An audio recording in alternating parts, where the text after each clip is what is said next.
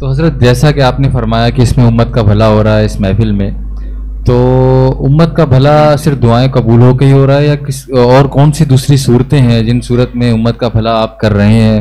اور بڑی 11ویں شریف کی جو محفل ہے اس کے تحت آپ صرف امت کا بھلا کرتے ہیں یا کوئی اور بھی طریقہ کار ہیں جس کے تحت آپ امت کا بھلا کر رہے ہیں، یا کوئی اور ایک مشن اسٹیٹمنٹ ہے آپ کی، یا صرف اسی مشن اسٹیٹمنٹ کو لے کر چل رہے ہیں؟ اور اس سے ریلیٹڈ ایک اور سوال کہ امت کا بھلا جو آپ کہہ رہے ہیں یہ شروع کیسے ہوا؟ کیونکہ ابھی تو ہم سن رہے تھے کہ صرف بڑی 11ویں کے لحاظ سے ہی آپ اپنی زندگی بتا رہے تھے اور اسی کو لے کر چل رہے تھے، تو یہ امت کا بھلا کب سے شروع ہوا اور یہ مقصد آپ کے ذہن میں کیسے آیا، اور امت کا بھلا کن کن صورتوں میں آپ کر رہے ہیں، ذرا اس کو واضح فرما دیں۔ اصل میں امت کا جو بھلا جو نا میرے ذہن میں نہیں آیا ہے، یہ اللہ کی عطا سے آیا۔ دیکھیں یہ دلوں میں اللہ کی جانب سے اترتا ہے، مطلب جو ماحول ہمارے سامنے بنا اس میں ہمیں امت کا بھلا نظر آیا۔ گلی میں محفل ہوتی تھی تو اس میں امت کے بھلا کے حوالے سے یہی ہوا کہ جیسے کہ یہ میں نے متعدد کئی پروگراموں کے اندر یہ بات کہی ہے کہ مطلب جب محفل ہوئی اور یہاں پہ ہم نے اسالے صاحب اکٹھا کر کے سب کو بخشا، تو ایک سید صاحب سے میری ملاقات ہوئی تھی دوسرے دن کہ ہم لوگ یہاں سامان اٹھوا رہے تھے، گلی کے اندر ہی بات ہوئی تھی میری، تو انہوں نے کہا جی وہ کل رات کو جب میں گھر پہ گیا تو سو گیا تھا، حضور علیہ الصلوۃ والسلام کا مجھے دیدار ہوا۔ آپ نے فرمایا اس محفل کے اندر صحیح جتنے بھی لوگوں کو اصالہ ثواب کیا گیا ہے سب کی بخشش مغفرت کر دی گئی ہے، اور مطلب جن کو اصالہ ثواب کیا جائے گا ہے نا ان کی بخشش مغفرت ہو جائے گی۔ اب آپ کے کرنے پر ہے، آپ کی ہو گیا، اب آپ کو اس کا مالک بنا دیا اور آپ اپنے مرحومین کو بخشیں آپ، تو وہ اس طرح سے مطلب وہ ذہن بنتا چلے گیا۔ اب امت کا بھلا جو نا اصل جو ہے وہ امت کی بخشش و مغفرت ہے، اور حضور علیہ الصلوۃ والسلام کے ٹپکتے ہوئے آنسوؤں کو قرار دینا، یہ ہمارا جو نا ایک کیا کہنا چاہیے منصب تو نہیں، بہرحال یہ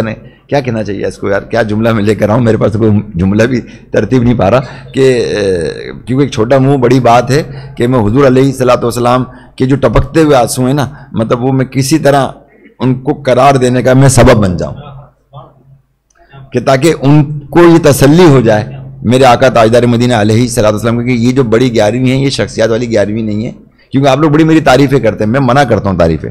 آپ دیکھیں یہ لوگ تعریفیں کریں وہ بات ایک علیحدہ ہے، مگر آپ میرے سامنے بیٹھ کے میرے اسٹیج پر میرے منچ پر میری تعریفیں کرنا یہ باخدا آپ سمجھ تو مجھے اچھا لگتا ہے، میں تو میرا مزاج ہی کچھ اور ہے، میں صحیح بتا رہا ہوں، مجھے برا لگتا ہے، مگر آپ مانتے نہیں ہو، آپ کو ماننا پڑے گا، آپ کو ماننا پڑے گا، کیونکہ آپ نے تعریف جو ہے نا صرف محفل کی کریں۔ میں نے بڑے بڑے شخصیات کو یہاں بلایا، بڑی بڑی شخصیات کو ان کے انٹرویو لیے، ان سے ایک بات کہی کہ دیکھیں اس محفل کی تعریف کریں، محفل جو کروا رہا ہے اس کی تعریف نہ کریں، اور محفل میں اکیلا نہیں کروا رہا کیونکہ میرے ساتھ اتنے سارے حلقہ احباب کے لوگ ہیں، سب کے مطلب ان کے نیتوں کے حساب سے جو ہے نا وہ دیگوں کے پیسے میرے پاس آتے ہیں، اور وہ دیگیں جو ہیں آپ لوگوں کو میں کھلاتا ہوں، سارے انتظامات میں لگاتا ہوں انہی پیسہ کو پوری محفل کو سجانے کے لیے، تو یہ محفل آپ سب کی ہے بھائی، اور الحمدللہ امت کا بھلا تو ہم ہر لحاظ ہر مہینے ہمارے جو نا مہینے کے اندر ذکر اللہ بھی ہوتا ہے، 11ویں بھی ہوتی ہے،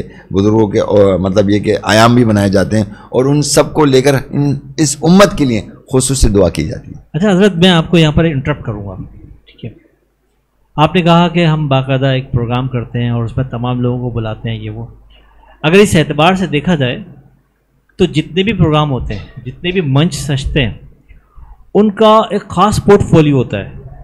عام طور پر ایک عالم دین آتا ہے، وہ تقریر کرتا ہے، کچھ نعت خواں آتے ہیں، پھر وہ نعتیں بیان کرتے ہیں، اور اسی طریقے سے مختلف یعنی کہ چیزیں وہاں پر ہوتی ہیں، ترتیب پاتی ہیں، آخر میں دعا ہوتی ہے اور لنگر عام پر اختتام ہو جاتا ہے۔ لیکن آپ کے یہاں کچھ الگ چیز دیکھنے میں آتی ہے، ایسا کچھ نہیں ہوتا جو عمومی طور پر ہمارے معاشرے میں رائج ہے۔ آپ کے یہاں کوئی نعت خواں نہیں آتا، کیوں نہیں آتا بھائی؟ آپ نعت خوانوں کو کیا پسند نہیں کرتے ہیں؟ کیا اتنے بڑے بڑے لوگوں کو سننا نہیں چاہتے ہیں؟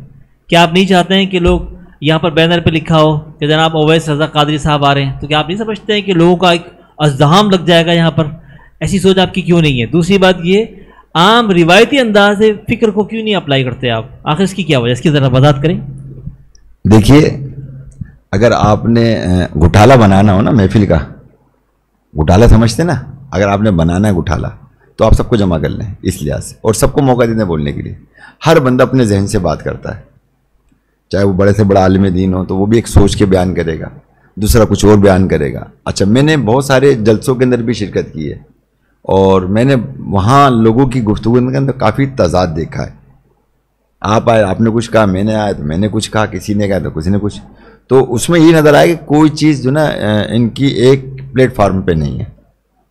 ٹھیک ہے. اچھا، اب میرے پاس نعت خواں، تو جو میرے اپنے نعت خواں وہی میری کافی ہیں. مجھے کیا ضرورت ہے؟ اتنی اچھی اچھی آوازیں ہیں میرے پاس. ایسا نہیں کہ میرے پاس آوازیں نہیں ہیں، آوازیں میرے پاس اچھی آوازیں ہیں، اور الحمدللہ یہ وہ آوازیں ہیں کہ جن میں الحمدللہ نہ جانے کتنے لوگوں کو حضور علیہ السلام کا دیدار ہو چکا ہے الحمدللہ. اس سے بڑھ کر اور کیا چیز. اچھا، مشہور نعت خواں. اچھا، نعت خوانی در حقیقت میں ہوتی کہاں ہے؟ اگر آپ سوچو، ہم ہفتے سے تمام اوراد و وظائف لے کے شروع ہوتے ہیں امت کی بھلائی کے لیے، اور یہ ہمارے تقریباً جو ہے وہ عصر تک جاری رہتے ہیں، دوسرے دن تک عصر تک جاری رہتے ہیں. اور اس کا مقصد کیا ہوتا ہے؟ اس کا مقصد یہی ہوتا ہے کہ جتنے لوگ یہاں تشریف لے کر آئیں 11ویں شریف کے اندر، اللہ تعالیٰ سب کی دعائیں، سب کی تمنائیں قبول فرما لے. اچھا، ہم نے اس کے اندر ایک یہ بھی رکھا گیا، جو بھی آئے اس کے اندر ہم نے تو سب کے لیے دروازے کھولے، جو سرکار کا امتی ہے. کافر بھی آئے تو اس کے لیے دعا کہ اللہ اس کو ہدایت دے، بد عقیدہ کے لیے اس کے لیے بھی اللہ تعالیٰ ہدایت دے، اس کو خوش عقیدہ بنائے. ٹھیک ہے نا. بے نمازی آئے، اور مطلب نمازی آئے یا پرہیزگار آئے، اور پرہیزگار آئے تو اس کو ولایت والا بندہ آئے تو اس کے ولایت کے درجات اس کے بلند ہونا حضرت، اس کے درجات بلند. مطلب ہم نے تو کہا ہے کہ جو بھی آئے اس کو وہ چیز مل سکے. ٹھیک ہے نا. اگر میں نے اس طرح سے مطلب کرنا شروع کر دیا لوگوں کو جیسے آپ فرما رہے ہیں نا، تو پھر ایک تو ہمارا میسیج ڈھنگ سے نہیں جائے گا. ہاں صحیح نا. جو ہم پیغام دینا چاہ رہے ہیں، جو امت کی بھلائی کا کام کرنے جا رہے ہیں، تو پھر وہ امت کی بھلائی نہیں ہو جائے گی. بہت سارے چیزیں ہیں کہ جو پھر وہ کنٹرول سے باہر ہو جائیں گی، اور جب کنٹرول سے باہر ہو جائیں گی تو پھر بات کچھ سے کچھ نکلے گی. تو اس وجہ سے مطلب اب ظاہر ہے کہ میں بھی تو پورے سال محنت کرتا ہوں نا آپ لوگوں کے ساتھ، کہ ظاہر ہے کہ ادنا سا مطلب مبلغ ہوں میں، اور ماشاءاللہ علماء اور مفتی کے درمیان بیٹھ کر جو ہے وہ سبق پڑھ کے سناتا ہوں، لکھتا ہوں میں، سرچ کرتا ہوں میں، اور مطلب راتیں بھی گزار دیتا ہوں، دن بھی گزار دیتا ہوں اس کے اندر. صحیح ہے نا. اور مطلب بڑے غور سے مطلب وہ روایتوں کو پڑھ رہا ہوتا ہوں، سوچ رہا ہوتا ہوں اس کے بارے میں. اور پھر یہ ہوتا یہ کہ جب اگر اللہ نے موقع دیا اور ذہن نے مطلب اس کو قبول کیا تو پھر میں اس سے بھی بات بھی کر لیتا ہوں آپ لوگوں سے. ٹھیک ہے نا. تو لہٰذا کہ ہمارے تو اصل میں میرے پاس ایک جدہ سے فون آیا تھا، یار آپ ایک مشہور نعت خواں کو کیوں نہیں بلا لیتے؟ میں نے کہا مشہور نعت خواں کو بلاؤں تو آپ بتائیں میرے پاس نعت خوانی ہوتی کتنی ہے؟ نعت خوانی در حقیقت میں ہمارے تو بہت ہی کم ہوتی ہے اگر دیکھا جائے تو. زیادہ تر ظاہر ہے کہ محفل کی نظمیں زیادہ تر پڑھ لی جاتی ہیں ہمارے اندر. ٹھیک ہے نا. اور ایک کا دکا جو ہے وہ حضور کی ثنا خوانی ہو جاتی ہے. اور اگر دیکھا جائے تو اول تا آخر جو اللہ رسول ہی کا ذکر ہے، اور سب نعت ہی نعت ہے، سبھی نعت مصطفیٰ ہے. صحیح ہے نا. سبھی حمد باری تعالیٰ ہے الحمدللہ. یہ ساری چیزیں ہیں. تو یہ ہے کہ جو لوگ وہاں پر آتے ہیں کیا یہ اس بات کو محسوس نہیں کرتے؟ آپ سب بتائیں کہ یار یہاں پر ہم آئے ہیں تو یہاں ہمیں کچھ محسوس ہوتا ہے. ایک صاحب ہیں جو اس دفعہ مشائخ آئے تھے بہت سارے، تو ظاہر مشائخ کا ایک اپنا رتبہ ہے، اللہ نے ظاہر کہ ولایت کا ایک حصہ ان کو دیا ہے کہ بھئی جس ولایت پہ وہ چل رہے ہیں. صحیح ہے نا. ٹھیک ہے.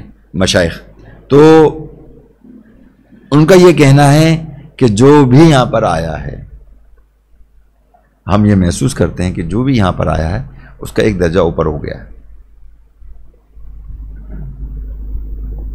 سبحان اللہ. حضرت سے میرا سوال یہ ہے کہ حضرت فرما رہے تھے کہ مجھے اپنی تعریف پسند نہیں ہے، تو میں حضرت سے پوچھنا چاہوں گا کہ آخر وہ کیا وجہ ہے کہ آپ کو اپنی تعریف پسند نہیں ہے، جبکہ آپ کے ارادت مند اور جہاں پبلک ہزاروں کی تعداد میں آپ کی عظیم الشان سالانہ بڑی 11ویں شریف میں موجود ہوتی ہے، تو وہ آپ کی تعریف سننا چاہتی ہے، آپ کا نام سننا چاہتی ہے، آپ کی کارکردگی سننا چاہتی ہے. جیسا کہ آپ فرماتے ہیں اور آپ کا ایک کمپیئر اکثر اسٹیج پر کچھ اس طرح اظہار کرتا ہے کہ بابا حضور فرماتے ہیں کہ بڑی 11ویں ہم نہیں وہ ہم سے سجواتے ہیں. بابا حضور اکثر کئی مقامات پر ہم نے دیکھا ہے کہ یہ فرما چکے ہیں کہ یہ بڑی 11ویں میں نہیں سجاتا، بلکہ میرا کان پکڑ کر کوئی مجھ سے سجواتا ہے۔ تو کہ حضرت یہ ممکن نہیں ہے کہ جو آپ سے بڑی 11ویں سجوا رہا ہے وہ آپ کے ارادت مند کا کان پکڑ کر آپ کی تعریف کروا رہا ہو، تو وہ ارادت مند کیا کرے؟ اب جیسا کہ بڑی 11ویں کے حوالے سے دیکھیں بات سنیں، میرے آخری میں سوال، بڑی 11ویں کے حوالے سے میرے ذہن میں ایک سوال رہتا ہے، جیسا کہ آپ نے گھر سے نکل کے گلی میں آئے، گلی سے آپ روڈ میں چلے گئے، اور ماشاءاللہ بڑی 11ویں شریف آج دنیا میں اتنی فیمس ہو چکی ہے کہ اس بڑی 11ویں کی برکتیں ہر شخص جانتا ہے، اور اس بڑی 11ویں شریف سے اتنی امیدیں ہر شخص نے، خواتین ہوں، بچے ہوں، شخصیات ہوں، تاجر ہوں، کسی بھی حوالے سے، کسی بھی شعبہ جات کے حوالے سے، وہ اس بڑی 11ویں کے حوالے سے بہت ساری امیدیں وابستہ کر لی ہیں۔ تو میں اکثر یہ بات سوچتا ہوں کہ حضرت نے جو بڑی 11ویں شریف یہاں پر رکھی، سلسلہ شروع کرا، آج یہ عروج پکڑ چکی ہے، آخر اس کی وجہ کیا ہے کہ غوث پاک روڈ پر، میں یہ سوچتا ہوں غوث پاک روڈ پر یعنی غوث پاک کی محفل سج رہی ہے، اور حضرت کو یہ منصب آخر کہاں سے ملا؟ پورے پاکستان میں غوث پاک روڈ نہیں ہے، پوری دنیا میں غوث پاک روڈ نہیں ہے، لیکن یہاں پر حضور غوث الاعظم کی بڑی 11ویں شریف جو حضرت سجاتے ہیں، تو میں پوچھنا یہ چاہتا ہوں کہ آپ کی 11ویں شریف سے پہلے اس غوث پاک روڈ کا نام رکھ دیا گیا تھا، یا پھر آپ کی بڑی 11ویں شریف بلندیوں پہ جانے کے بعد کیا گورنمنٹ نے اس روڈ کا نام 11ویں کو دیکھتے ہوئے غوث پاک روڈ رکھ دیا؟